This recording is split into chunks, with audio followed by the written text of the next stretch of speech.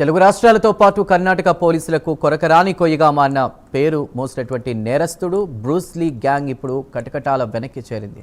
ఈ గ్యాంగ్ను చిలకలగూడ పోలీసులు అరెస్ట్ చేశారు. నగరంలో వరుస దోపిడీలు, ఆస్తి నేరాలకు పాల్పడుతూ ప్రజలను హడలెత్తించిన ఈ అంతర్రాష్ట్ర ముఠ ఆట కట్టించారు. దీనికి ప్రధాన సూత్రధారి దార్లా నెహన్యూ అలియాస్ బ్రూస్ లీ.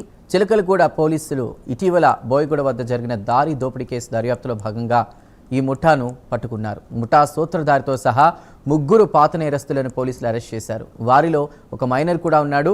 నిందితుల నుండి మొబైల్ ఫోన్, ఒక యాక్టివా స్కూటర్తో పాటు మీర్పేట్ దొంగతనానికి సంబంధించిన 2,25,000 నగదును స్వాధీనం చేసుకున్నారు.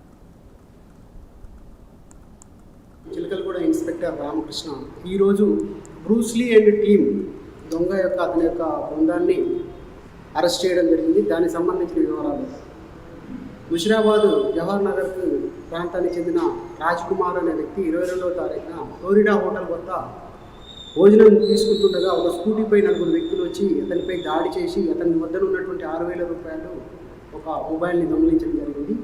అట్టి యొక్క కేసుని మేము పోలీస్ స్టేషన్లో ఫిర్యాదుగా స్వీకరించి ఎఫ్ఐఆర్ నమోదు చేసేసి ఇమీడియట్లీ మా యొక్క DCP madam Lakshita Krishnamurthy IPS గారి యొక్క ఆదేశానుసారంగా మా యొక్క ఏసీపీ శశాంక్ రెడ్డి గారి యొక్క నేతృత్వంలో క్రైమ్ బృందాలుగా మా డిటెక్టివ్ ఇన్స్పెక్టర్ మరియు క్రైమ్ బృందాలకు ఏర్పడి అక్కడ ఉన్నటువంటి సీసీటీవీ కెమెరాల యొక్క సాంకేతిక నైపుణ్యతను మరియు ఎంఓ క్రిమినల్స్ లిస్ట్ అంతా తీసుకొని బృందాలకు ఏర్పడి చేయడం వల్ల బ్రూస్ లీ యొక్క టీము అని చెప్పి నిర్ధారించుకొని అతన్ని పట్టుకోవడానికి ఎంతో నైపుణ్యంతో ఇలాంటివి చేస్తాడు.